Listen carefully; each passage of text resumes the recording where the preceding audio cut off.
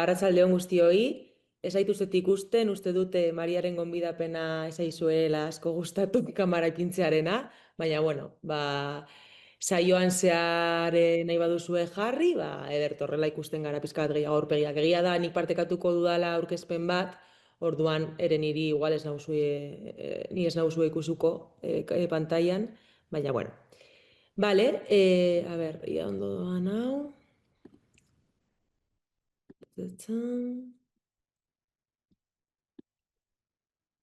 Compartir, hemen dago. Vale. Ikusten duzue? Ondo, Maria? Bai, ezta? Vale. Bueno, Maria... Bai, barkatu. Bai, ondo ikusten da eta ondo entzuten da. Vale. Hori, Mariak azaldu duen moduan, errotik kooperatibatik alboan, edukalboanen eskaera erantzuten, eraiki dugu marko teoriko eta kontzeptual hau, izenburua izango litzateke indarkeria matxistak eta eskidetza, eskuartze eraldatzaile eta inklusiborako gida, eta pizka bat dokumentuak azaltzen duena da zein den marko kontzeptuala eta teorikoa indarkeria matxistaren prebentzioa buruz hitz egiten dugunean. Zeintzuk diren gako kontzeptual garrantzitsuenak, eta pizka bat marko teorikoak, edo behintzat guri ikuspuntutik marko garrantzitsuenak, eta pizka bat joten gara dokumentuan zehar azaltzen kontzeptu horiek, pizka bat lotzen gauza batzuk besteekin, orain esalduko ditugunak, eta ulertzen, alde batetik zer den indarkeria matxista, nondik datorren edo zerekin dagoen lotuta, eta hezkuntza sistematik, bai hezkuntza formala eta bai hezkuntza ez formala, zer egin aldugun eta nola indarkeria matxista hauek prebenitzeko eta detektatzeko ere bai.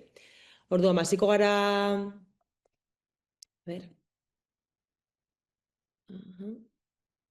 Vale, hori da.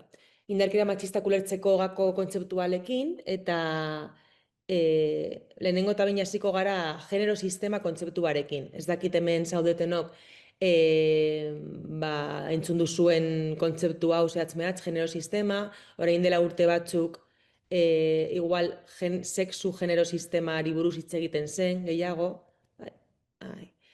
Ez dut jarriko, bestela irakurriko duzue, lehen. Eta, bueno, azken urteotan teoria feministatik eta genero edo berdintasunerako politiken esparrutik hitz egiten dugu gehiago genero sistemari buruz, bale? Eta orain ikusiko dugu pizka bat zergatik aldatu den pizka bat markoa edo kontzeptualizazio hori, bai?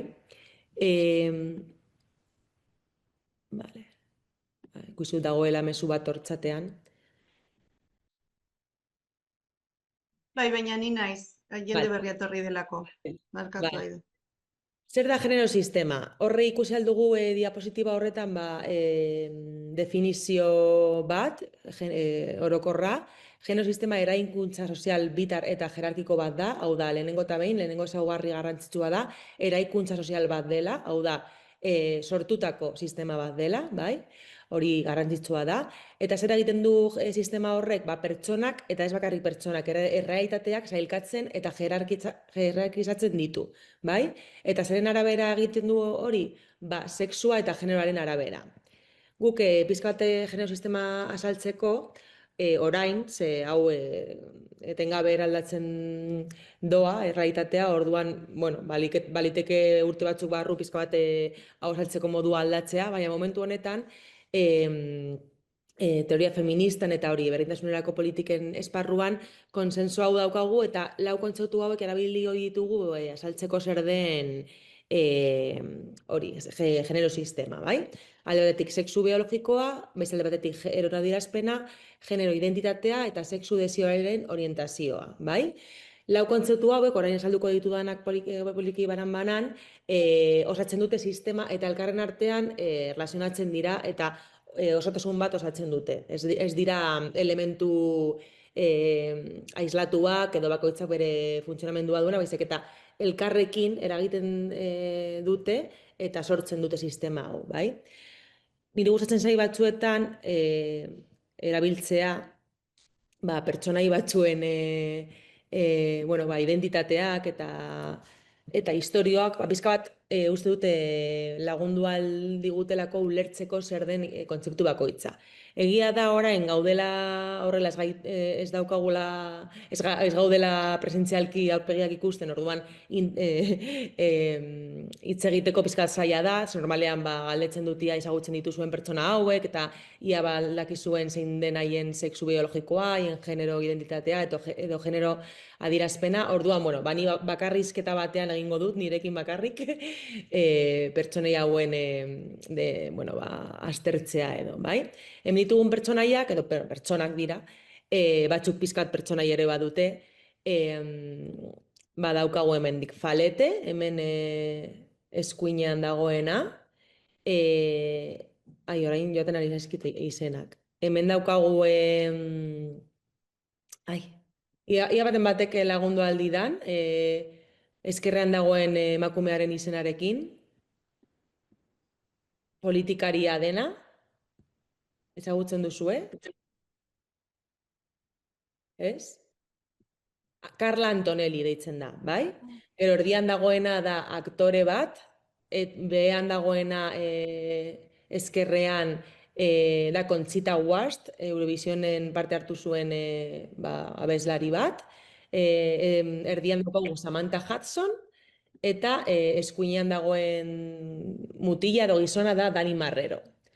Vale, hemen galdetuko banu ia ezagutzen dituzuen pertsona hauek eta nola kokatzen dituzuen, esan aldugu sexu biologikoaren aldetik, bai Carla, bai Falete, bai Dani Marrero, bai Samantha Hudson eta bai Conchita Wurst, hau da, goian erdian dagoen mutila ez ezik, guztiak jaio direla arra, bai? Joten bagara berriro, barkatu, nitzakurra jarri da. Joten bagara berriro definizioetara, ikusi aldugu hor sexu biologikoaren definizioa zer den, ezta? Horrela aipatu aldu. Oinarrizko eta bigarren mailako sexu karaktereak, kromosomak, hormonak eta genitalak definatzen dituen sailkapen bat, bale? Eta horren arabera, aukera posibleak, genero sistemaren arabera, emea, intersexuala eta arra dira, bai? Hau da, jaiotzen gara, eta gure kromosomak, hormonak, genitalak eta sexura karakteren arabera, medikuntzak edo eta biologiak ere, esaten diguzu, emea zara, arra zara, edo ere intersexualaren erraitatean gokatu gaitezke, bai? Orduan, horren arabera, joten bagara berriro pertsonen irudietara, guztiak jaio ziren arra, hori, goiko erdian dagoen pertsona ez ezik, hori jaio zen emea, bai? Baina, zer gertatzen da, hau ez dela erraitate edo ezaugarri bakarra, baizik eta genero sistema konplexuagoa da.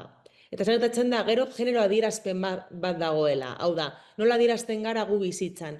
Nola bizitza antzerki moduko bat izango balitz bezala, ze paper hartzen dugun edo ze mosorro jartzen garen, pizka bat gure generoa antzesteko, ezta? Orduan, ikusten badugu pizka bat eta ere ezagutzen baditugu pertsona hauek, telebistan ikusi ditugulako eta bar, ikus dezakegu nola batzuk, adibidez Carla Antonelli, goian dagoena eskerrean, Falete ere bai, goian dagoena eskuinean, eta baita ere pizka bat behean eskerrean dagoenaz, Conchita Wurst, genero adierazpen femeninoa dutela, bai? Hau da, bere adierazpenean femenino txata aurkezten dira. Hau ez da naturalki sortzen den gauza bat, baizik eta femeninoa da horrela izendatu dugulako, ez? Femeninoa da hitz egiteko modu bat, janzteko modu bat, makillajea edo apaingarriak eramateko modu bat, hori genero sistema patriarkal honetan ulertu eginda femeninoa dela eta emakumei esleitu zai, ezta? Orduan pertsona hauek daukaten adierazpena femeninoa da. Alderantziz, adibidez, behan dagoena, behan eskuinean, Dani Marrero edo goian erdigunean, genero adierazpen maskulinoa dute, bai? Hau da, bere hitz egiteko moduan, janzteko moduan, adierazteko moduan, adierazpen maskulinoa errepresentetzen dute, ezta? Eta aldiz, behan erdian dagoen pertsona, Samantha Hudson, esan dezukegu pizka bat jolasten duela bere genero adierazpenarekin, hau da, batez ere femeninotzat aurkezten du bere burua, baina pizkat horrekin jolasten du, ez? Eta joten bagara berriro, definizioetara irakurtzen du hor genero adierazpenean. ingurune zehatz batean gizarteak espero agintzen duen genero identitate batekin adostasuna edo desadostasuna adierazteko modu ezberdinak dira, bai? Eta hor dago, femeninoa, androginoa edo maskulinoa. Hau da, genero sistemak, hau adieraztea eta saltzeaz gain, kokatzen gaitu, esaten digu, ipini behar zara lekuren batean, femeninoan, maskulinoan edo androginoan, ez? Kokatu behar zara, hori da sistemak agintzen duena. Eta aurrera goiaten bagara, hirugarren kontzeptu bat daukagu, eta da konplexuena dena ulertzeko eta kokatzeko, eta hori da, eta hori da genero identitatea, hau da, sexu biologiko batekin jaiotzen gara, gure sexu kromosomak eta barren arabera, esan dudan moduan, gero, genero adierazpen bat daukagu, hau da, nola adierazten garen gure keinuetan, jaskeran eta bar, esan dudan moduan, baina gero beste kontzeptu bat da identitatea, hau da, zer garen edo zer sentitzen garen, edo gizarteak zer esan digun izan behar garela. Eta hemen, ere, sistema bitarra eta jerarkikoa denez, bi aukera sortu dira. Patriarkatuak bi aukera sortu ditu. Emakumea edo gizona. Orduan, pertsona ikusten baditugu, hemen irudietan ditugunak, pauso bat gehiago eman aldugu bere identitatea definitzerako orduan, ezta? Carla Antonelli izan dugu lehen, bere sexu biologikoa jaiotzerakoan izan zela arra, hau da, bere sexu kromosomak, hormonak, genitalak ziren arra bezala ulertzen direnak, macho, baina bere identitatea emakumea da, bai? Eta bere genero adierazpena ere femeninoa da, bere kasuan. Zer esan nahi du horrek, edo zer ekartzen du horrek, Carla Antonelli emakume trans bat dela, bai? Zer gertatzen da, bere sexu biologikoa esaten zuen, edo gizarteak esaten zuen, gizarte patriarkalak esaten zuen, sexu biologiko horrekin izan behar zela gizon bat, baina bere bizitza prozesugatik, arrazoi ezberdinen askorengatik, bere identitatea, berak sentitzen zuen identitatea, ez zen gizona emakumea baino. Orduan, bere kasuan, trantsizio prozesu bat egin zuen, eta gaur egun, orain dela urteak, emakume trans bat da, bai?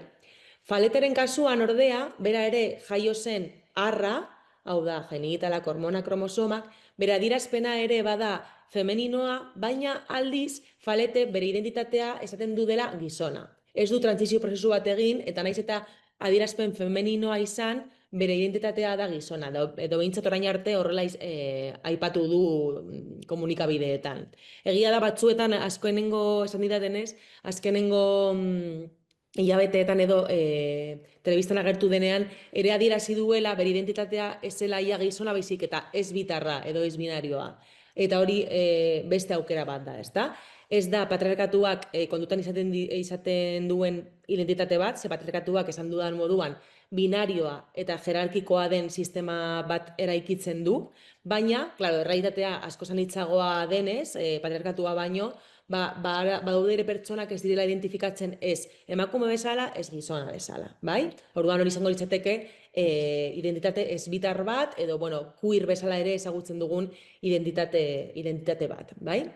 Gero behan, badaukagu Conchita Wurst, pizka bat Falete moduan, genero adierazpen femeninoa duela, naiz eta arra izan jaiotzez, baina bere identitatea ere gizon bezala adierazten du. Samantha Hudson aldiz, esan dugu bere sexu biologikoa arra dela, bere adierazpena femeninoa edo androginoa hor dabil, pizka bat horrekin jolasten duelako ere, nahi duelako. Eta bere identitatea, kasunetan ere, ez bitarra da, ez binarioa. Bera, esaten du, ez la identifikatzen ez emakume bezala, ez gizon bezala, orduan bere identitatea ez binarioa dela. Generotik haratago kokatzen du, ez? Ez da identifikatzen ez batekin, ez bestearekin. Eta beste bi pertsonak, goian dagoen aktorea, ez duela orain goratzen bere izena, eta behan dagoena Dani Marrero influencer bat dela, gazteek ezagutzen dute batez ere, bi hauek gizon transexualak dira, bai? M jaio zirelako, bere jaiotzean esleitutako identitatea izan zen emakume, baina haiek ez zuten identitate hori hartu, ez zuten sentitu, eta erabaki zuten modu ezberdinetan trantsizio prozesu bat egin, eta gizon izan, edo gizarteak gizon bezala ikusteko prozesu bat egin zuten, ez? Trantsizio prozesu horiek esan daitezke era askotakoa, pertsona batzuk pasatzen dute operazio kirurgiko batengatik, eta haien gorputza aldatzen dute. Beste pertsona batzuk gaur egun ere ez dute egiten hori, baina hala ere egiten dute transizio prozesu bat, ez? Orduan hor ere aukerak anitzak dira. Orduan pasatzen bagara berriro aurreko diapositibara. Ai, ez da ondo mugitzen, hau.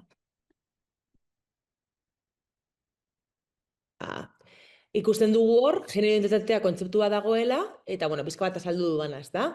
Da, bueno, sentimendu edo egoera edo esperientzia oso konplexua, berez identitatea bera bada oso esperientzia konplexua, hau da, galdetzen badigute guri nor zara, ba hor, esperientzia, subjektibitate, ideia eta bizipen pilo bat sartzen dira hor pulde horretan, azkenean edo bidean esateko nire identitatea hau da edo beste hau. Orduan, genero identitatearekin gauza bera gertatzen da. Prozesuan hitzak daudek, bakoitza prozesu ezberdin bat egiten du, baina azken finean pertsona bakoitzak badu bere genero identitatea. Esan dudan bezala patriarkatuak esaten du izan behar garela emakume edo gizon, baina errealitatea anitzagoa denez, beste errealitate batzuk ere badaude, eta badaude pertsonak ez direla identifikatzen ez emakume bezala, ez gizon bezala, eta bere burua queer bezala identifikatzen dute, ez binario bezala, edo ere transgenero edo genero aldakorra, hau da, aldatzen joaten dira, ez? Eta bere genero identitatea ez da beti berdina, aldatzen joaten da. Vale, eta laugarren elementua izango litzateke sexu desioaren orientazioa. Hau da, gure sexu desioa edo desio romantikoa nagusiki zuzentzen den sexu eta genero identitateak identifikatzen ditu kontzeptu honek. Eta honen barnean ere patriarkatuak sailkatzen dituen aukerak dira heterosexualitatea eta homosexualitatea. Baina hori da heteronormak sailkatzen dituen edo agintzen dituen aukerak. Baina hortik haratago, errealitate askoz gehiago daude, LGTBI plus akronimo horietan jarri al ditugunak, ezta? Pizka bat sigla horiek erakusten dutena da, aukera asko daudela, sexu desioaren orientazioa bizitzeko, desio erromantikoa bizitzeko, eta bai? Orduan, lau kontzeptu hauek, hau da, sexu biologikoa, genero adierazpena, genero identitatea eta sexu desioaren orientazioa, esan dezakegu osatzen dutela genero sistema, bai? Eta esan dudan moduan, genero sistema hau, sistema konplexu bat da, eta lau elementu hauek elkarrekin erlazionatzen dira, sistema konplexu bat sortzen.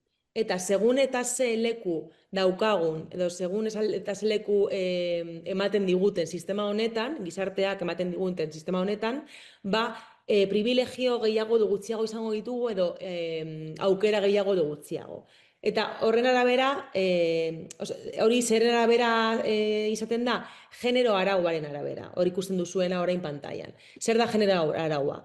Genero sistema honen arabera, patriarkatuak agintzen duen ibilbidea, ezta? Hau da, emea bazara, emakumea izan behar zara, femeninoa izan behar zara, eta heterosexuala izan behar zara. Hau da, gizonekin erlazionatu edo desioa izan behar duzu.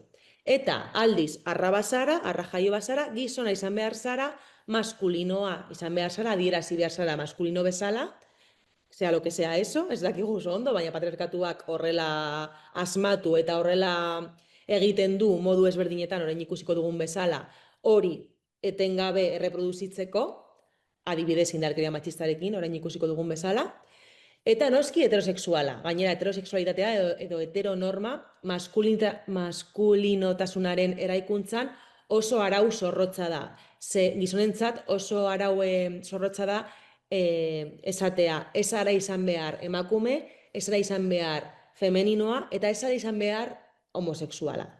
Hori oso heterosexualitatea pertsona guztiengan da arau bat, baina gizonengan haien genero identitatearen eraikuntzan oso pisu handia dauka. Emakumeen eraikuntzan pizka bat baino gehiago esan daiteke, bai? El no ser una niña, no ser una mujer, no ser femenina y no ser gay, ezta? Hori oso garrantzitsua da gizontasunaren eraikuntza horretan, patriarkatuaren ikuspuntutik noski. Esaten ari naizen guzti hau, ez dut esan nahi horrela izan behar dela, ez da horrela denik. Esaten dut, hau da, patriarkatuak eraikatzen duen araua eta sistema, ezta? Orduan, zer gertatzen da? Bueno, hau pizka bat ikusi dugu. Vale.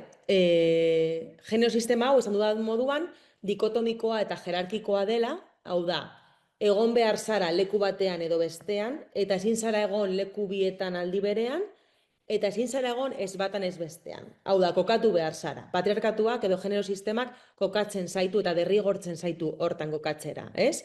Eta hori, gero ikusiko dugun bezala, hezkuntza sisteman adibidez, indarra handia dauka, ez? Eta sistema guztietan, hezkuntza, osasun, justizian, sistema guztietan, patriarkatuak oso modu zorrotzean eta sutilean ere etengabe esaten digu nola kokatu behar garen, baina oso argi geratzen zaigu txikitatik leku batean edo bestelan kokatu behar garela. Egun zein den gure gorputza, gure adierazpena, eta bar, ez? Oioten gara ikasten hori sozializazio prozesu baten bidez orain ikusiko duguna. Baina, hemen irudikatu nahi nuen ere, pertsonak sailkatzeaz gain, que ya es bastante, genero sistemak ere erraitate guztia sailkatzen du, bai? Pentsamendu osidentalak eta patriarkalak erraitatea ere sailkatzen du bitan. Eta gauza batzuk maskulinotzat hartzen dira eta beste gauza batzuk femeninotzat, bai?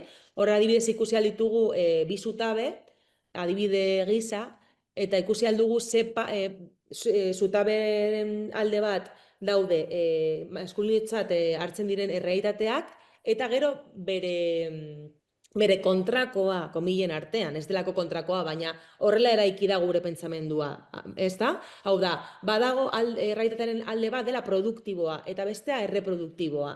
Badago alde bat dela objektiboa, eta bestea subjektiboa. Eta horrela jarraitu aldugu, ez da? Unibertsala, partikularra, razionala, emozionala, publikoa, pribatua, burua, gorputza. Eta horrela, pentsamendu occidentalak horrela eraiki du pentsatzeko modu bat, pentsamolde bat, guk barneratuta daukaguna, orduan errealitateak ere sexualizatuak daude edo genero bat esleituta dute, bai? Eta adibidea garrantzitsuena edo potoloena edo esanguratsuena lehenengoa izan daiteke, ezta? Produkzioa eta reprodukzioa. Hau da, nola historian zehar gizonei esleitu zaio eremu publikoa, hau da, lana, politika, kanpora egiten den guztia, eta kapitalismoarekin txertatzen badugu dirua edo etekina sortzen duen guztia, hori maskulinotzat hartu da, eta beraz gizonei esleitu zaie. Patriarkatuak horrela egin du, mekanismo hau. Eta aldiz, emakumeei erreprodukzioa edo orain esaten dugun bezala zaintza sistema osatzen duen guztia, hori femeninotzat hartu da edo horrela ulertu da eta horrela egin da ulertzeko, horrela sartu zaigu buruan, eta orduan emakumeei eslaitu zaigu. Eta zer gertatu da, naiz eta belaunaldi bakoitzean gauza pizka bat aldatu, egia da orain, behintzat hemen, ez munduko leku guztietan, dakigun bezala, emakumeak ikasten dugu, lan egiten dugu, lan merkaturaz atera gara, baina ez egoera berdinean. Jerarkia eta dikotomia hori jarraitzen du izaten. Zergatik, gauza, edo zergatik ikusi dugu, gauza askotan edo errealitate askotan. Adibidez, zaintza lanak modu aplastante batean emakumeek egiten ditugu, ezta? Bai umeen zaintza lanak, bai nagusien zaintza lanak, bai espazio komunen zaintza lanak, bai naturaren zaintza lanak. Hau da, emakumeok jarraitzen dugu izaten zaintza egiten ditugunak, bai? Eta naiz eta ere produkzio arloan egon, naiz eta ere lana egin, orain gertatzen dena, esaten da adibidez, jardunaldi bikoitzak esaten ditugula adibidez, ezta? Hau da, bai, lan merkatura sartu gara, baina bestea ere egiten jarraitzen dugu. Eta gizonak orokorrean modu masibo batean ez dute egin alderantzizko bidea. Ez dira barneratu, ez dira sartu zaintza sistemaren, ez dute hartu erantzunkizuna orokorrean. Orduan, dikotomia hori, jerarkia hori, jerarkia hori, botere harreman hori jarraitzen du izaten, ez? Eta, bueno, eta gero aipatu algen dituzke ere, lan merkatuan emakumeak nola daukagu soldata arrakala, aginte postuetara edo koordinazio postuetara sartzeko zailtasun askoz gehiago, ere lotuta daudenak zaintza sistemarekin, bueno, guzti hau, ezta? Baina pizka bat ikusteko, ere, ez dela bakarrik pertsonak sailkatzea generoaren arabera, baizik eta errealitate guztia dagoela sailkatuta generoaren arabera. Eta baita hezkuntza sistema ere, eta hori da hezkidetzatik ere aztertzen dena, eta ikustarazi egin nahi dena, hain zuzen hori eraldatu ahal izateko, ezta? Konturatu behar gara, nola, hezkuntza sistema ikastetxeak, hezkuntza formala, hezkuntza ez formala, patriarkatua ere erreproduzitzen dute, ezin delaiko izan beste modu batean. Gizarte patriarkal batean bagaude, instituzio guztiak hori erreproduzituko dute, ezta? Orduan, gakoa da gu konturatu ahal izatea non dagoen erreprodukzio hori, rolen erreprodukzio hori, patriarkatuaren erreprodukzio hori gure hezkuntza sisteman, kontziente izateko, diagnosi bat egiteko, eta horren arabera, eraldaketak sartu ahal izateko, bai? Bale, eta behin hau finkatuta, nola egiten du genero sistemak hau irakasteko eta sozializazioaren bidez ondo jakiteko zer egin behar dugun bakoitzak segunetan on gauden kokatuta? Horretarako ekarri ditut bi bideo, ez dakit igual ikusi dut orain erlojua eta bizkat izutu naiz, baina behintzat bat ikusiko dugu, igual biak ez, baina lehenengo ikusiko dugu, uste dudalako oso ondo islatzen duelako nolakoa den sozializazio prozesu hori generoagatiko, ezta? Eta gainera, hezkuntzaren eremuan gaudenez, ez dute nahiko adibide argia dela. Segurazki ikusi duzu Billy Elliot pelikula, hau da, korte ezberdinen sintesi bat, eta, guazin ikustera eta gero komentatuko dugu. Ia hau, ondo doan. Que yo podía haber sido bailarina profesional. ¿Has notado? Ikusi entzuten da? Bai, bale. Ez dakit horrela egiten badut zabalduko da, bai. Bai. ¿Has notado algo raro en Billy últimamente? ¿Quieres que te haga una lista? Mira.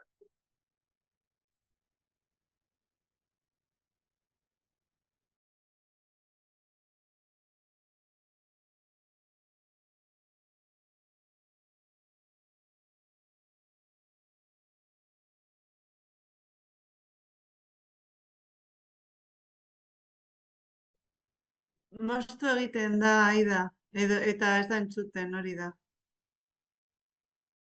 Moztu egiten da? Geratzen da como zatika eta ez da entzuten. Ez dakit orain zergatik, lehen entzun da, hasieran. Saiatuko naiz berriro eta bestela pasatzen dizkizuet linkak ikusteko gero. Bai. Lehen entzun bazen... A ver, Igualmente. Ayer, de los parlamentarios conservadores, la primera ministra, Margaret Thatcher, calificó a los miembros huelguistas del Sindicato Nacional de Mineros como el enemigo dentro de casa. Justo se produce después de varios meses de violentos enfrentamientos entre agentes de la policía. ¡Hasta luego! Espera, ¿tienes tu desayuno aquí? Eso es en toda Inglaterra y Escocia. Las se llevan entre manos.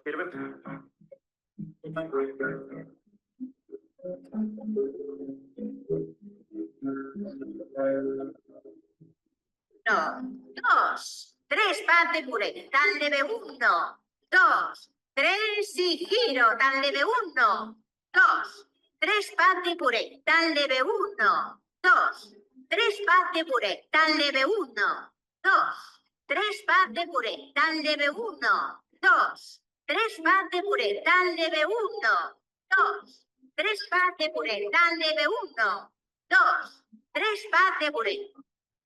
¡Tú! ¡Fuera! ¡Enseguida! ¿Qué es lo que ha dicho?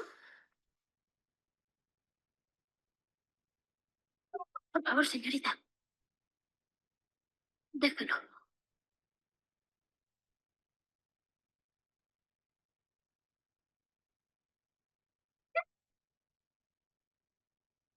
Está bien, volvamos a lo nuestro. Venga, tan leve 1, 2, 3 pan de puré, tan leve... Vale. ¿Qué tiene de malo? ¿Qué tiene de malo? Es algo normal. Algo normal. Yo iba a clases de ballet. ¿Lo ves? Sí, para tu abuela. Para niñas, no para chicos, Billy. Los chicos juegan al fútbol, o boxean, o luchan. Pero, joder, no hacen ballet. ¿Quién ¿Quién va a clases de lucha? No empieces, Billy. No sé qué tiene de malo. Sabes perfectamente qué tiene de malo. No lo sé. Sí que lo sabes. No lo sé. Claro que sí que lo sabes. ¿Por quién me tomas? Lo sabes muy bien. ¿Qué? ¿Qué quieres decirme, papá? Te estás buscando un tortazo. No, no, en serio. Ya, Billy.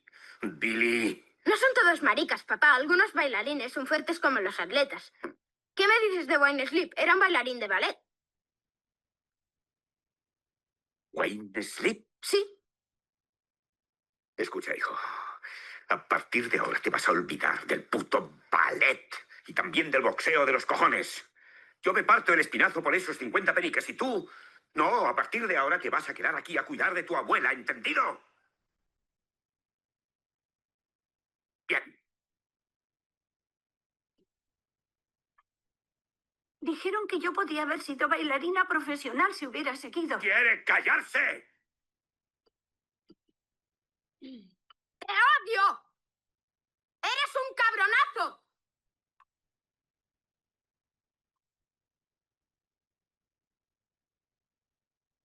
Bueno, argi dago. Ia ateratzen naizen hemendik. Ai, Jesus.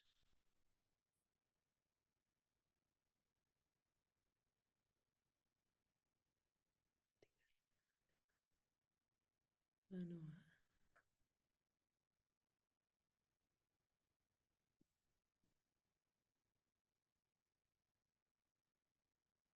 Ai, ezin naizela atera.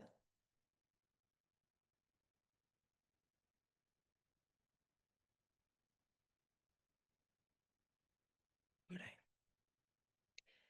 Bueno, adibide bat, pizka bat, ilustratzeko zer den genero sozializazio prozesu hori, eta nola ematen den haurtzarotik ikasten eta barneratzen zeintzuk diren arauak, eta non kokatu behar gara, nola izan behar gara, eta zer egin behar dugu, genero sistema horren leku batean bagaude edo bestean. Hemen usten dizuet beste bideotxo bat, beste pelikula batekoa, pizkate neska baten adibidea kontatzen duena.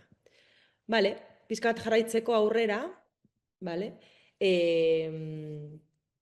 Vale, daukagu genero sistema reproduzitu egiten da genero sozializazio prozesuaren bidez, eta genero sistema hori erreproduzitzeko heteropatriarkatuak edo patriarkatuak erabiltzen dituen tresnak asko dira, altanitzak, etzan dudan moduan, ezta? Kapitalismoa, lanen banaketa sexuagatiko, derrigorrezko heterosexualitatea, sexu kontratua, indarkeria simbolikoa, diskriminazioa eta indarkeria matxista. Hau da, zergatik hitz egiten dugu indarkeria matxistari buruz eskidetzaren barnean, indarkeria matxista delako heteropatriarkatuaren tresna bat, hain zuzen ere, genero sistema erreproduzitzeko eta mantentzeko, ezta? Eta nola funtzionatzen du indarkeria matxista horretarako? Indarkeria matxista izan daiteke alde batetik mehatxua, eta beste alde batetik edo aldi berean batzuetan zigorra. Hau da, batzuetan ez da beharrezkoa, ez da, komilen artean indarkeria matxista martxan jartzea edo eraso zuzen bat egotea, badakigulako existitzen dela, eta bakarrik bere existentzia ja ere, eragina dauka guregan eta mehatxu bat bezala funtzionatzen du. Badakigu gure lekua okupatzen ez badugu genero sisteman eta desbiatzen bagara, ez? Hortik genero araua ez badugu betetzen, ikusi duguna lehen, hor dagoela indarkeria matxista zigor moduan eragiteko, ezta? Orduan oso tresna, heteropatriarkatuaren oso tresna eraginkorra da, aunque suene pizkate, edo, bueno, pizkatez asko oso gogor, ezta? Markoan ere, dokumentuan ikusiko duzue, marko kontzeptual honetan, genero sistema eta patriarkatua eta saldu dudan guzti honekin batera, begirada dekoloniala ere eta intersekzionala sartu dugula, ezta? Pizka bat ulertzeko zein den eskidetzaren ikuspuntutik indarkeria matxistaren prebentziorako enfoke hau. Hau da, ere kontutan izan behar dugu, gure begirada honetan, eta batzuetan ere indarkeria matxistaren prebentzioan edo indarkeria matxistari buruz hitz egiten dugunean, begirada kolonial bat dugula, ezta? Lehen esan dudan moduan, pentsamendu okzidentala ere sortu egin da erro hietatik, eta horren arabera, gure pentsamendu mendebaldarraren bidez ikusten dugu errealitatea, eta hortik ere askotan esku hartzen dugu, ez? Eta ere eskidetza egiten dugu. Orduan oso garrantzitsua da ere kontuan izatea gure begirada handitu behar dugula, ez? Eta eurozentrista izatea utzi behar dugula, eta beste begirada batzuk uztartu eta ikasi ere bai, ezta?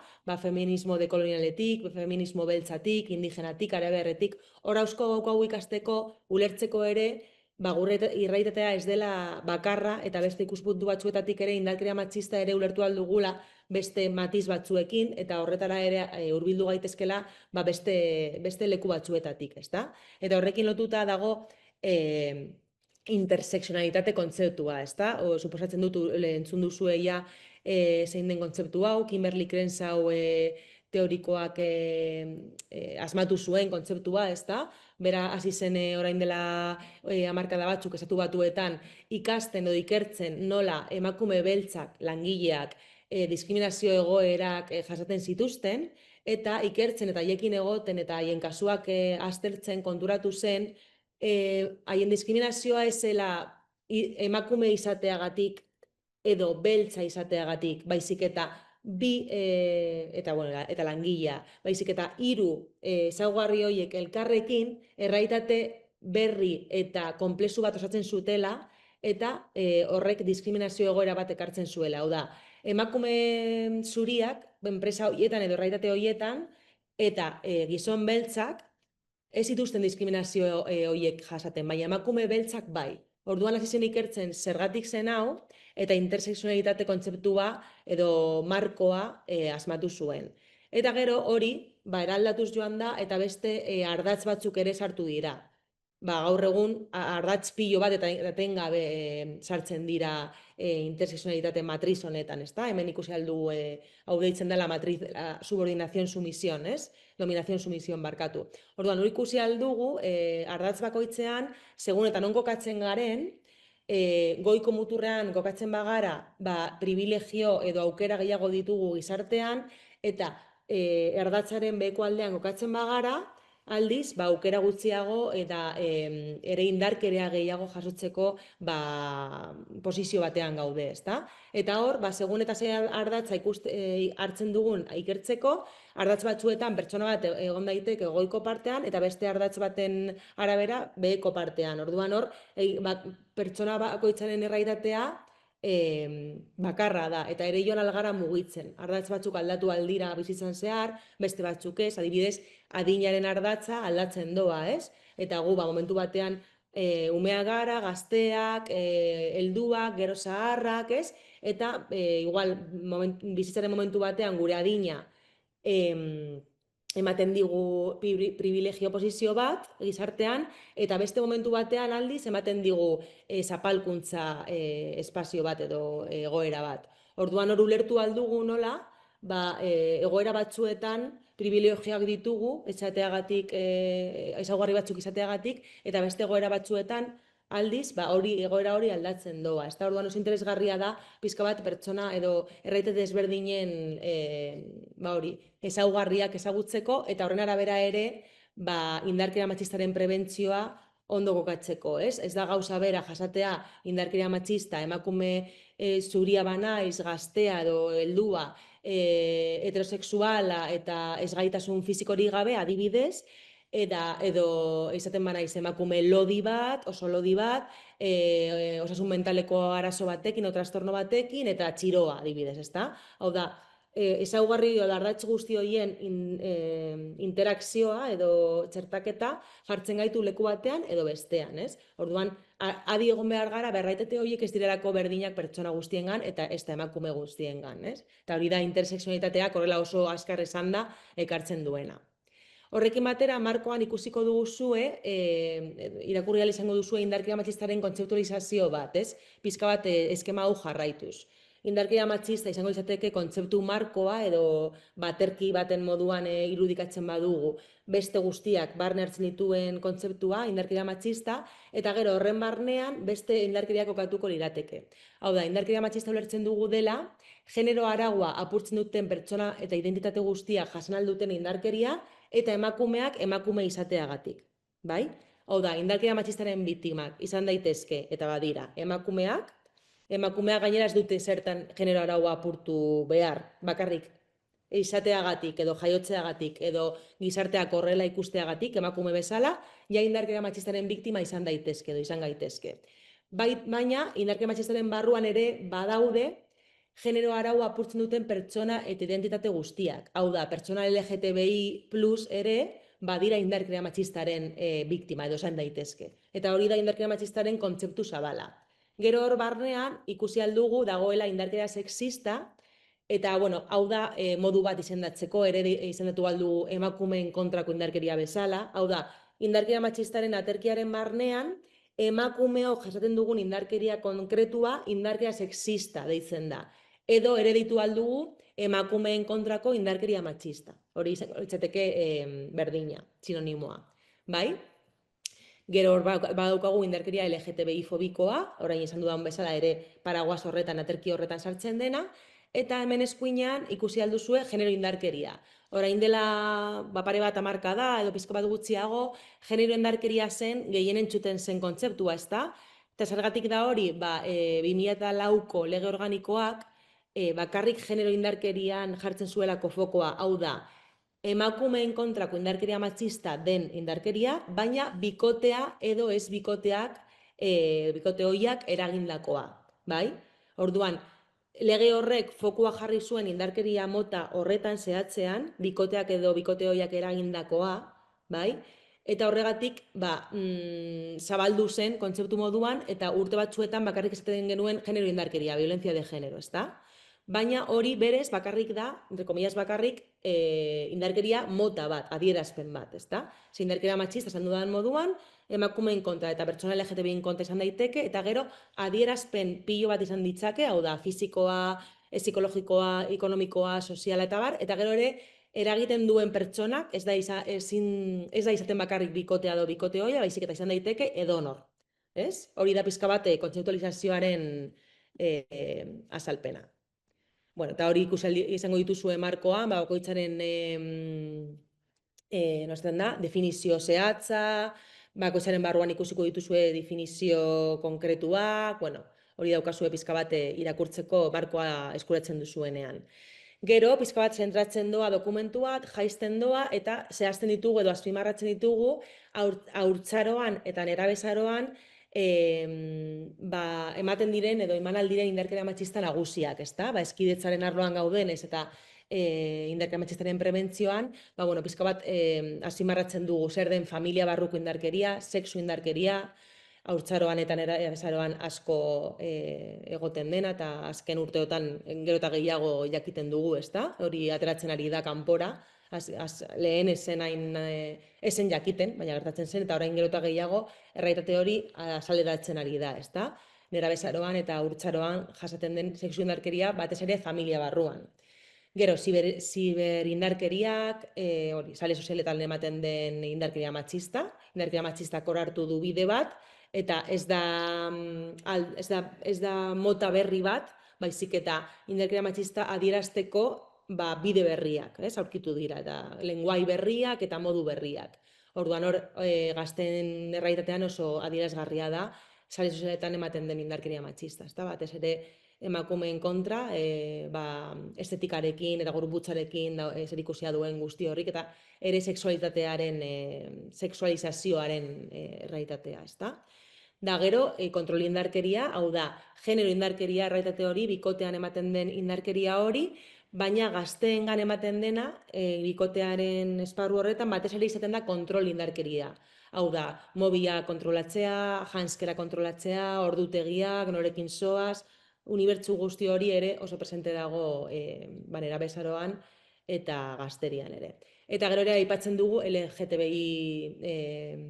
indarkeria LGTBI fobikoa eskolan. Lehen bullying bezala ezagutzen genuen indarkeria hori, gero eta gehiago ikusten da, ez guztia, baina bullying asko, indarkeria matxista dela, oinarrian, ezta? Bullying matxista, bullying LGTB-fobikoa dela. Ez dena, ze gero ere beste ardatzekin gurutzatzen doa, eta ere badago bullying rasista eta bar, baina, bueno, oinarrian, ia gehienetan edo askotan badago ere genero sistema eta patriarkatua horre eragiten, ezta? Indarkeria horietan. Vale, eta gero aurrera bagoaz dokumentuan, pizka bat egiten duguna da, azaltzea, adieraztea, vale, eta honen aurrean, hau da, genero sistema muinean duen indarkeria matxista hau prebenitzeko hezkuntza sisteman zer egin dezakegu. Hor proposamena hezkidetza da, ez? Beti hezkidetza da. Eta hor, hezkidetza nola izendatzen dugu? Bada, lehen esan dut pizka bat, ezta?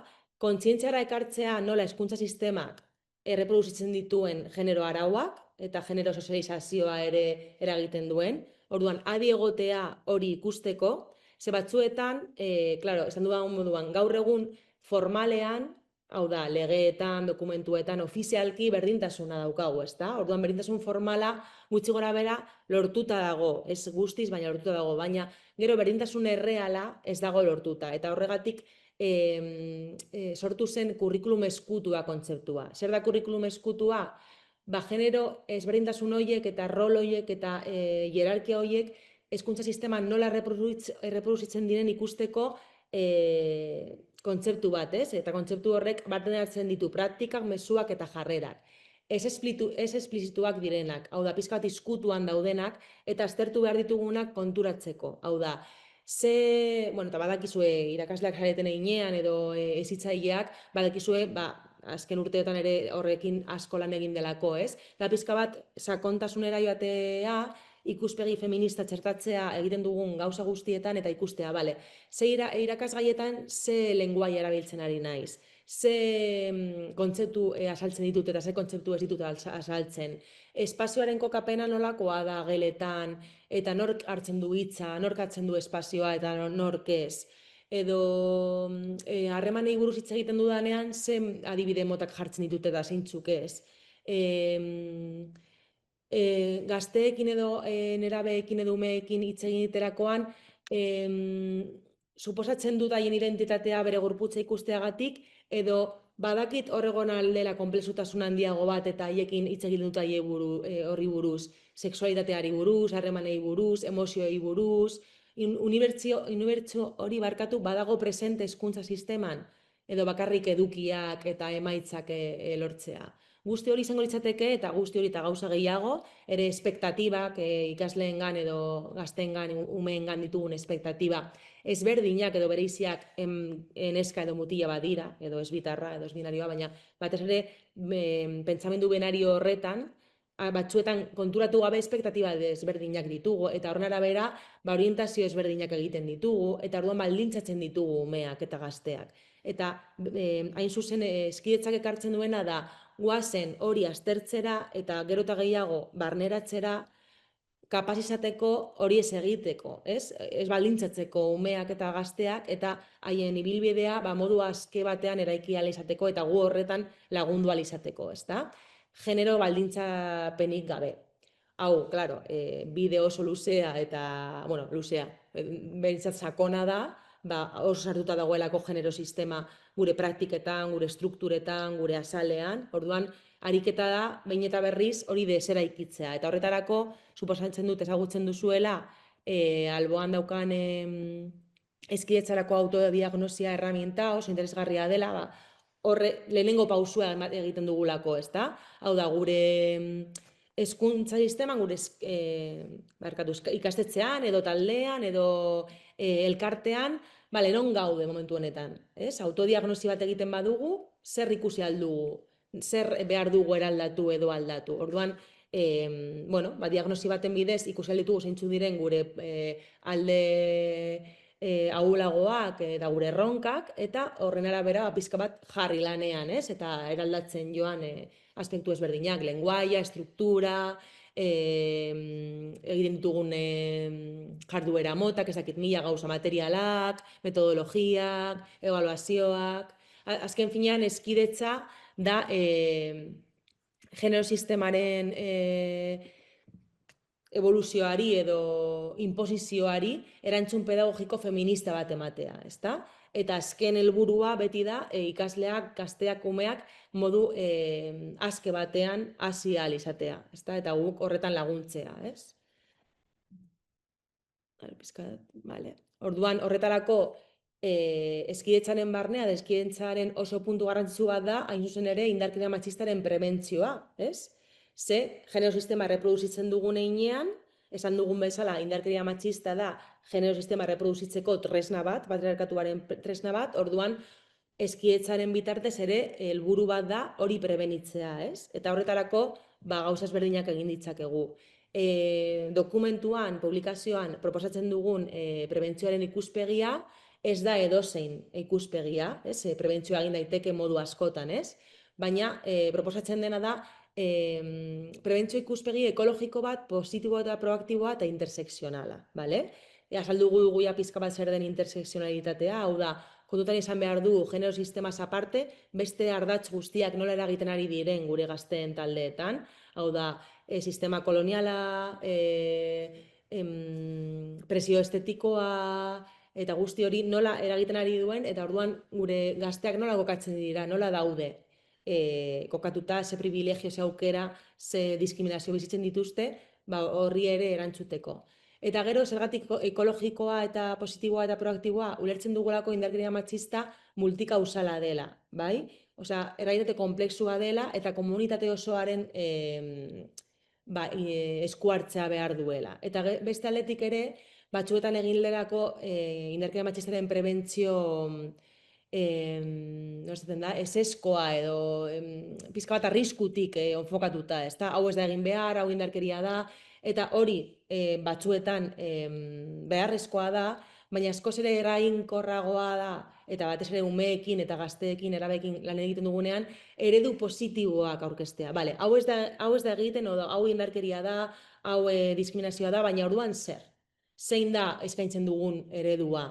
Harremanetan, autozainketan, aniztasunaren balarizazioan, elkar bizitzan, ze eredu eta zer referente proposatzen dizkiegu. Ze bakarrik esaten badiegu zer ez, eta ez diegu ematen ereduak eta referenteak zer bai eraikitzeko, hankamotz geratzen dira, eta azkenean, ez como tierra de nadie, ez? Identifikatzen dituzte, gero eta gehiago zer diren indarkeriak, eta zeintzu diren diskriminazioak, eta nola erreproduzitzen dituzte privilegioak, eta bar, baina gero ez dakite nola egin, ez? Orduan, zein garrantzitsua hori, heziketa emozionala, sexu heziketa, harremanak erdigunean jartzea emozioak, ez? Gertatzen zaiguna, hori laguntzeko, eta horretarako oso garrantzitsua da gure formakuntza. Guk ere, hezitzaile moduan edo irakasle moduan, bide hori ez badugu egiten, gurekin eta gure ingurukoekin, gero ezin izango garelako erreferente bat izan gazteentzat, zuek badakizue oso ondo hori, ezta? Gero, prebentzioa egiteko maila ezberdinak daude, ezta? Lehen hezkuntza, txartu da hori, lehen hezkuntza da, lehen mailakoa, bigarren mailakoa da hirugarren mailakoa, ezta? Orduan, alde batetik, lehen mailako prebentzioa izango litzateke indarkeria ez gertatzeko sentsibilizazio orokorra, hori ere egin dezakegu gure jardueretan, hau da, mezua zabaltzea indarkeria matxista zer den ulertzeko, identifikatzeko, detektatzeko, ez? Lanketa hori prebentzio lana da, lehen mailako prebentzio lana da, eta oso interesgarria da. Bigarren mailakoa izango litzateke ahalik eta goizen detektatzea indarkeriak, eta horiek gelditzea, hau da, intentsitate basuko indarkeri bezala ezagutzen ditugunak detektatzea eta gelditzea, eta hirugarren mailako prebentzio maila daia indarkeria gertatu denean kaltea konpontzea eta erreparazioa edo errepikapena prebenitzea, bai? Horiek dira 3 prebentzio mailak. Normalean, hezkuntza sisteman, hezkuntza eremuan, bai formalean eta ez formalean, lehenengo eta bigarren mailako prebentzio mailetan kokatzen gara. Hau da, gure eginkizuna da indarkeria zer den azaltzea, indarkeria detektatzeko gakoak ematea, ere enfoke positibo horretatik azaltzea edo laguntzea harreman osasuntsuak eta askeak eraikitzeko, bai? Guzti hori izango litzateke lehen mailako prebentzioa. Eta gero ere, bigarren mailakoa, detektatzea lehenengo seinaleak, ez? Eta hori geldi ahal izatea lek eta goizien, gero ez joateko gehiagora, bai? Eta gero ja, dokumentuaren azken partean, markoaren azken partean, gako batzuk ikusiko dituzue. Ere azkengo partean egongo da glosario bat, terminoen glosario bat, dokumentuan zehar agertzen direnez hitz tekniko asko, bakoitzaren esanahia ondo agertzen da hor glosario baten moduan, eta horren aurretik hori gako batzuk aipatzen ditugu, ezta? Kontuan izateko prebentzio lan honetan, ez? Eta horietako batzuk hemen ikusi aldi duzue aurkezpenean. Batzuk esan ditut ja aurkezpenean zehar. Gazteen, ikasleen, nerabeen bizipenekin konektatzea eta hien testu ingurutik abiatzea. Hau da, batzuetan, orain dela urteak hasi ginenean prebentzioa lantzen, indarkeria matxisten prebentzioa lantzen, hitz egiten zen indarkeria matxista bati buruz, adibidez, típicos anuncios del ojo morado, ez? Orain ja, zorionez ez dira horrelakoa izate, baina hortik hasi ginen, eta segertatzen zen, beste gauza askorekin batera, gazteak ez zirela identifikatzen horrekin, ze hori ez zuten haiek bizitzen. Igual bere etxean bai bizitzen zen, edo bere inguruan, baina haiek ez, orduan hori ikasi dugu eta orain prebentzio lan honetan konektatu behar dugu haien bizipenekin, eta haiek haien harremanetan bizi dituzten indarkeriak aipatu behar ditugu, ezta? Eta horiek izan daitezke lehen aipatu ditudanak, kontrol indarkeria, sare sozialetan ematen den indarkeria matxista, eta bar, ezta? Da, bueno, beste gako asko, materialak eta edukiak berrikustea, parte hartzean ere fokoa jartzea, nork hartzen du, esan dut lehen ere bai, nork hartzen du hitza, espazioa, ze espazioak okupatzen ditugu, jolastokian, gelan, ez? Guzti hori ere pizka bat atentzioa jartzea, bueno, kontutan izateko eta laguntzeko, ez? Hizkuntza edo komunikazioa ere oso garrantzitsua da, ze hitzak erabiltzen ditugu, ze realitate izendatzen ditugu eta zeintzuk ez? Eta, bueno, esan dut ere, ez? Sexu generoaren aniztasuna ezagutzera ematea eta ikustaraztea erreferenteekin, hau da, pertsona guztiak ez gara heterosexualak, pertsona guztiak ez gara cis, pertsona guztiak ez gara genero adierazpen heteronormatibo bat izaten, orduan, gero erreferente horiek ere egon behar dira leku guztietan. Gazteek jakin behar dute edo ezagutu behar dute pertsona transak existitzen direla, pertsona ez-binarioak, emakume maskulinoak, gizon femeninoak, bestela ez dituzte referente horiek. Orduan hori ikusi hasi behar dugu. Pertsona horiek existitzen dira, ez? Eta gero ere oso garrantzitsua amaitzeko maskulinitatearen lanketa egitea. Batez ere azken, bueno, pedagogia feministaren esparruan, azken urteetan behintzat Euskal Herrian ikusten ari gara, edo ikusten ari da, lanketa hau ezinbestekoa dela, azkenean lanketa asko egin delako neskei zuzenduta igual, eta beste parte hori pizka bat geratu da flojo, eta bestea utzi gabe, autodefentsa feminista landu, nesken lidergo feminista ikustarazi eta landu eta lagundu, baina ere jarri behar dugu fokoa maskulinitateetan, hau da, ondo azaltzea eta ondo ikustaraztea gazteekin zer da maskulinitatearen eredu hegemonikoa barkatu, eta horrek zer eragina du haien bizitzengan, ere mutilen bizitzetan, ezta? Kalte izugarria egiten dielako, eta beste maskulinitate ereduak ere referentzia bezala aurkeztea, ezta? Beleen bezala esan duen moduan ez baditugu aurkezten, ez dituzte referente horiek, ez? Bueno, eta beste gako asko daude, baina, bueno, uste dut orain izten joan algarela, gero dokumentuare izango duzu irakurtzeko patxadas eta sakontasunean, eta, bueno, igual hemen utzi dezakegu, eta mar direlako ia. Bizka eta askar joan naiz, baina... A ver...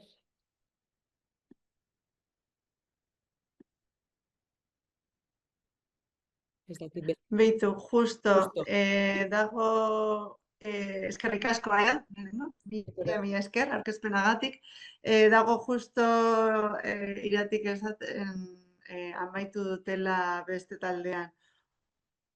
Minutu bat itxaroteko, eta esango diet, itxiko diet gela, esaten didatenean, eta gonbidatuko ditut ona etortzera gurekin batera, bale? Barkatu. Eta horrela ja, bai, Beñat, bai. Daukat galdera tekniko bat, beste guztia, bueno, gero sartuko naiz ere konversazioa, baina, bueno, azteko, desde luego, eskerrik asko, ezagutzen nituen kontzeptu asko, igual izena jartzen edo selkatzen laguntzeagatik, ezta? Askotan ez gara kontuatzen, hau praktikan egiten dugu, baina gero igual... Bueno, galdera laburra da, ni biologia... Barkatu Beñat, Bai. Barkatu Beñat, esango diet sartzeko, bale? Orduan igual gazteleraz pasatzen gara, elkartzen garelako danak batera, eta ipurtaz bazaizue, eta horrela ja, hasi zu nahi badozu galdera honekin, eta gero jarraitzen dugu, bale? Esango diet, a ber, eskerrik asko, Beñat, eta horrela ja entzuten dugu danak. Itxi behar dut gela, eta horrela etorriko dira. A ver.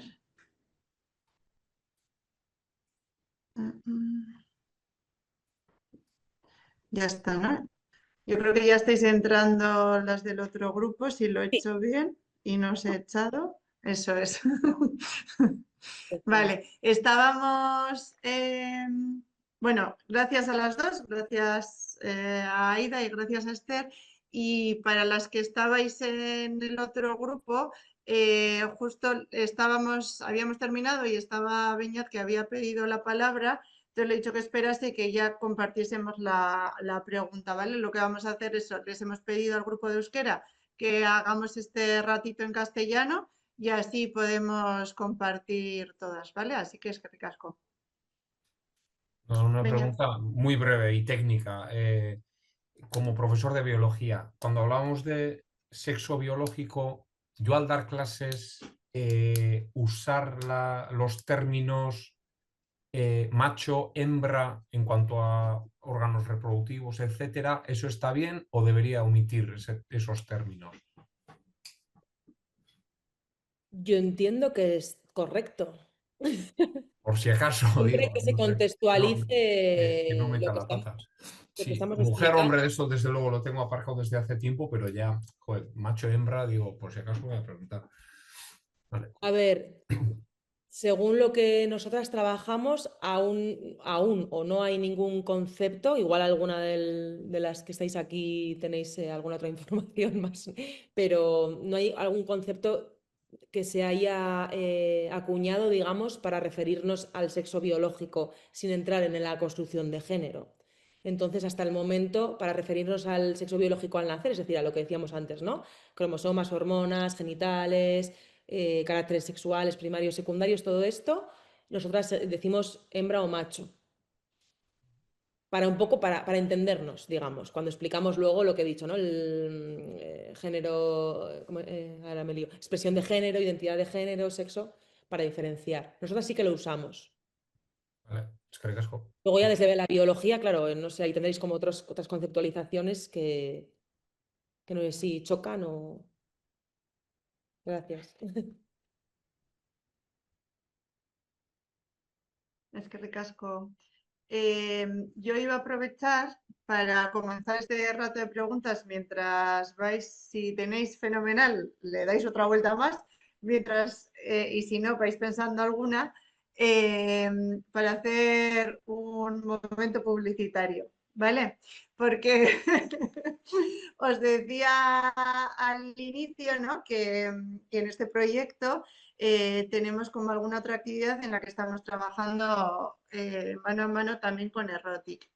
Bueno, digo Erotic, pero eso, detrás están Aida, Esther y un equipo de personas, ¿no? Pero entonces, en esas, o sea, aprovechando que se ha podido quedar ahora también Aida, y que ya les habéis visto, ¿no? Que yo creo que eso también ayuda.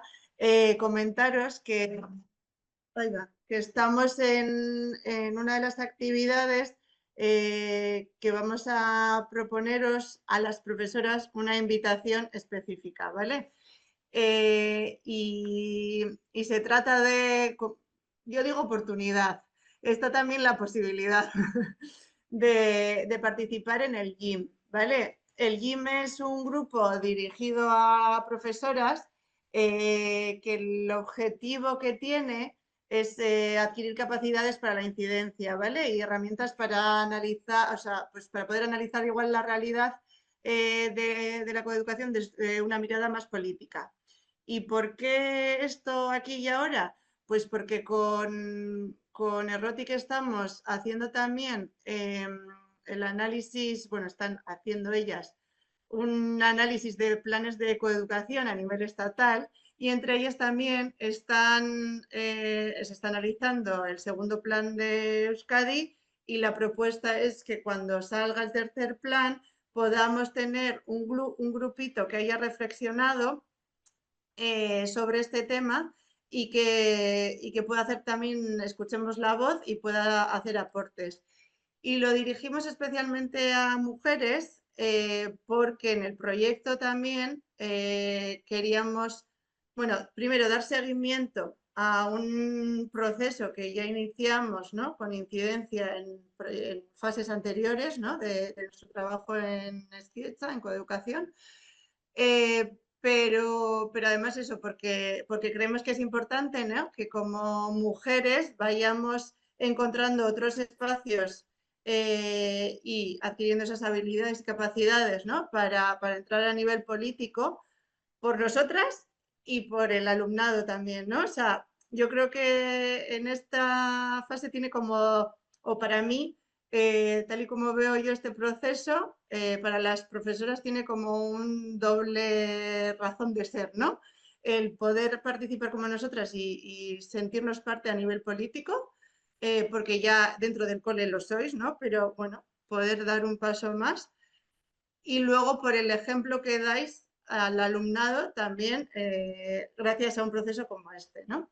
Entonces, nada, termino el segundo publicitario y os lo mandaremos también la información, pero os voy a poner aquí un enlace para si queréis también recibir más info sobre este proceso concreto y os lanzamos también como la invitación, ¿no? a la primera sesión de trabajo que será ya en el año que viene, en enero del 2026. Entonces es un miércoles, entonces proponemos pues un miércoles a las 3 de la tarde, entendiendo que ahí tenéis mejor margen. Así que para las profas que estáis aquí, para que os busquéis una amiga y le podáis invitar también, sería súper guay poder pues montar un nuevo grupo, como tenemos aquí, os he puesto en la imagen el grupo anterior, y poder continuar con este trabajo y siendo también un poco más voz, ¿no? de estos procesos. Os dejo en las preguntas, así que es que ricasco.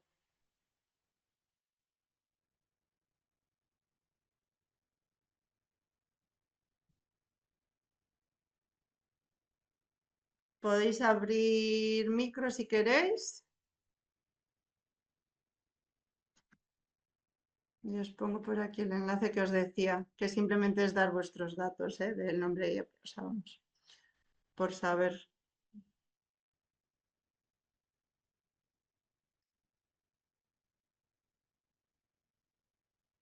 O igual estáis esperando a tener la publicación y a estudiarla un poco más para luego lanzar preguntas. Llegará pronto. La idea, yo mientras sigo hablando, a mí no me quitáis la palabra, la idea también, porque, o sea, por pediros también un poco de feedback, en cómo estamos ahora con la maquetación y demás. Nuestra idea con esta guía era poder ayudar al profesorado, ¿no? Cuando nos decís, es que, ¿cómo hablo de este tema? Es que, ¿no? O sea, necesito saber un poco más porque, o sea, digo, bases, ¿no? Y así algunas, o para mí, o si vosotras, ¿no? Porque normalmente las que estáis aquí os formáis o requete formáis y sabéis más de lo que nos decís o de lo que pensáis, pero eso, para vosotras o para compartir en el claustro, porque luego me dicen mis compañeros que no, que es que no, claro, no saben tal cual. ¿Lo habéis visto bien? O sea, digo, quiero decir, ¿veis la utilidad, ¿no? Un poco eso, en clave de feedback a esto, ¿no? Si si creéis que puede encajar para ese objetivo, ¿no? De poder ayudar a resolver dudas a quienes, ¿no? A quien tiene algún poco de cuestionamiento, ponérselo encima de la mesa y decirle, mira, esto igual te viene bien leértelo. María, ¿te No refieres sé. a la presentación de Aida? Es que yo he llegado Eso tarde, entonces es que porque es... he tenido que entrar Ah, tarde y claro, que entonces tú por eso no sabía a qué te has referías muy bien. Sí, al documento que... Vale, eso es, porque A la presentación. Sí, eso, Un documento escrito, o sea, hay esa un presentación va a ser una, eso es, esa presentación va a sí, ser una guía, dale. un documentito, un PDF sencillo en el que toda esa información está ahí ya explicada, desarrollada, ¿no? O sea, realmente la presentación de AIDA es Se un basa en... resumen de lo que es esa guía, eso es. Entonces, el objetivo de esa guía, lo que pasa es que todavía estamos en la maquetación. Entonces, a lo largo, es lo que he dicho al principio, es verdad que tú has llegado, que no Sí, he podías tenido que entrar antes, más sí, tarde, que perdón. tenía otra forma de Entonces, sí, sí, es que ricasco que nos habías dicho. Entonces, eso, la idea es eso, que pueda ser una guía, o sea, que os la estará, o sea, que estará disponible a lo largo de este mes en euskera y en castellano para que podáis descargarla, compartirla, leerla, estudiarla, hacer que se la estudien los demás, lo que Está muy queráis. bien. ¿Vale? Entonces, eso, en esa línea era a ver cómo, ¿no? Porque, o sea, digo, también cuando, ¿no? Cuando hacemos este tipo de formaciones o este tipo de publicaciones, el objetivo es dar respuesta a demandas que nos hacéis, ¿no? De, pues es que cómo trabajo este tema, ¿no? Pero no solo cómo lo trabajo, hay veces que necesito actividades, pero hay veces que necesito, ¿no? Pues esto, Sí, ¿no? estar Como decía segura de también los Beñat, entonces... conceptos. Eso es, ¿puedo hablar de esto? ¿Cómo hablo de esto? ¿No? Y que luego igual en unos años nos quedamos desactualizadas en cosas y tenemos que seguir cambiando. Pero bueno, que ahora mismo podamos tener algo que nos sostenga también, ¿no? Entonces, bueno, pues por ahí. Agurtzane ha escrito por ahí que fenomenal, que nos viene genial. Nos alegramos. Quitadme el micro, la palabra.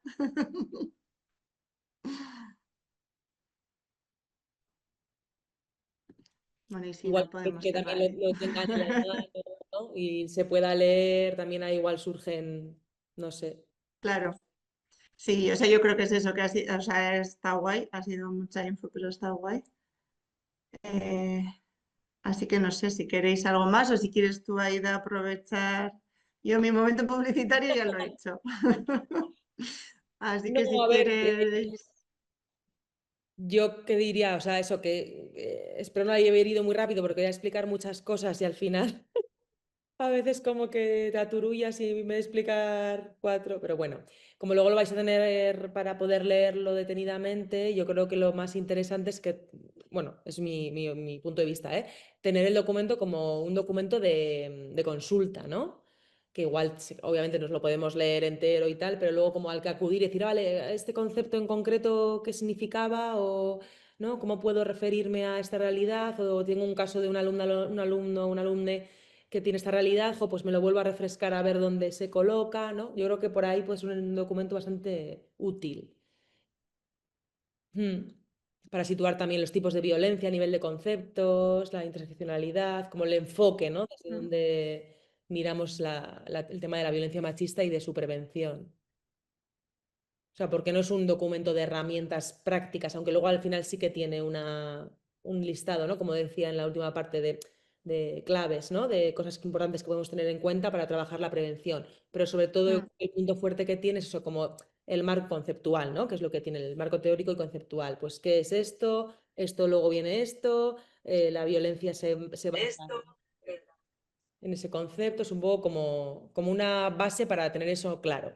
Que igual hay que leerla, las que no estéis familiarizadas con estos conceptos, pues igual hay que leerla varias veces, ¿no? Para ir como interiorizando cada cosa, ¿no? Porque es todo como un puzzle, ¿no? Como esto, entonces, en consecuencia del sistema de género ocurren estas realidades, entonces luego la violencia machista actúa así, hay estos tipos, estas maneras, ¿no? Pero bueno, eso se va interiorizando poco a poco, entiendo. Hola, Aida, ¿me escucháis?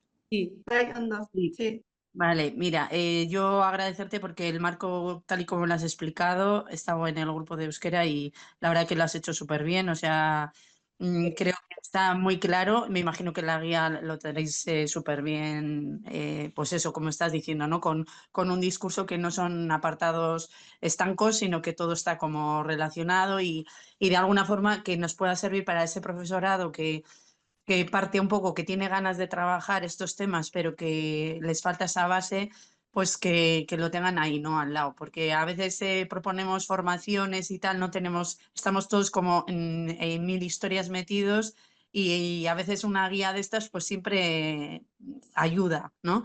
Sí que es cierto que yo lo que yo estoy en un instituto y lo que más veo, las mayores dificultades son el hacer frente a los discursos machistas de los chicos. ¿Vale? Cuando intentan trabajar algún tema, yo les propuse hacer un tema con Beldurbarik, pues para animarse y tal, y jo, con muchísimas ganas lo cogieron las tutoras y venga, vamos a hacerlo, vamos a trabajarlo, pero no han podido continuar. O sea, o sea, ellas decían, no sé cómo abordar todo este discurso machista que tengo en el aula, ¿no? Y entonces han tirado por otro lado, les he dicho que vale, que no pasa nada, que se tomen el tiempo, que más adelante igual falta una base previa, ¿no? De coeducación anterior, más trabajada, que cuando vayas a trabajar esto, pues ya estén esos discursos un poco más enmembrados, ¿no? Y que todo fluya más fácil. Es cierto que igual con alumnado más mayor, ya entrando en bachiller, igual se consiguen más cositas, pero yo creo que falta un poco. Yo también he hecho una reflexión, que a veces nos falta como una intervención de expertos como vosotras, entrar, que eso siempre está ese debate, ¿no? Entrar en el aula dentro del profesor incluso, para dar esa base, ¿no? Y que luego ya sembrar un poquito ese terreno para luego continuar el tutor, ¿no? Haciendo este trabajo. Entonces, bueno, es ir dando un poco opciones al profesorado que tiene ganas, pero cuando se encuentra con este discurso, para y no le cuesta continuar, ¿no? Porque tampoco quieren embarrarse ahí en un tema que igual se ve más difícil de contestar. Es una reflexión, ¿vale? No me voy a enrollar más. Gracias, ¿eh? qué ricasco. Sí, a ver, al final nosotros también nos hemos encontrado últimamente con discursos así, actitudes bastante reaccionarias. Bueno, ya sabemos todas y todos lo que está bueno, surgiendo. Ya existía de antes, pero ahora como que parece que está hasta de moda, ¿no? No sé cómo decir. Entonces, bueno, pues ahí es un trabajo como de muchos, desde muchos lados, ¿no? Por un lado, la formación al profesorado para que vosotras mismas podáis ir teniendo cada vez eso más interiorizado, que no es fácil porque es complejo, ¿no? Es una realidad compleja que también nos toca y a veces nos interpela a nosotras mismas también, ¿no? Entonces, bueno, yo creo que ahí con la paz de ir formándose poco a poco y de que no se puede llegar a todo, ¿no? Como sabemos. Y luego a veces también intervenir con el alumnado directamente, pues también es interesante. Es verdad que luego, supongo que en algunos centros en los que estáis habréis hecho alguna vez a través del ayuntamiento o a través de algún programa, ¿no? Algunos talleres puntuales.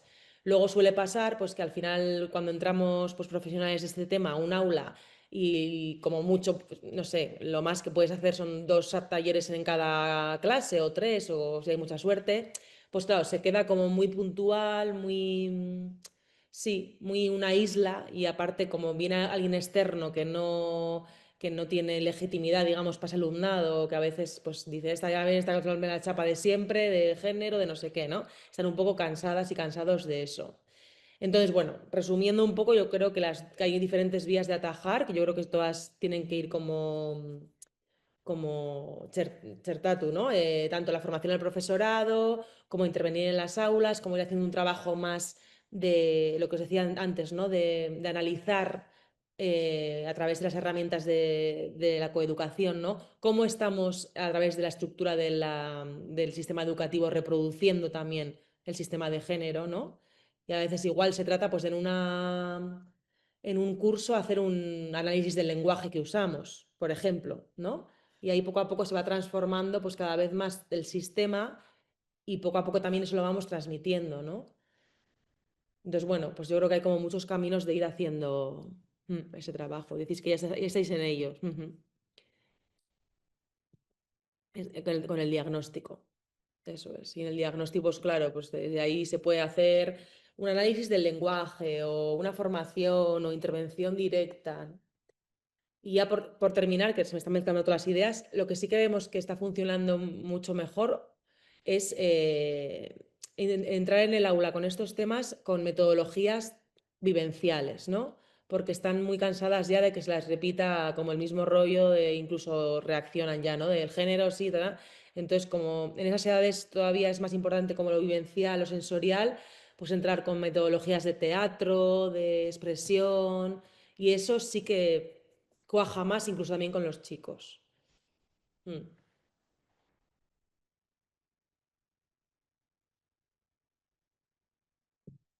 Necesitamos referentes positivos también para los chicos, claro.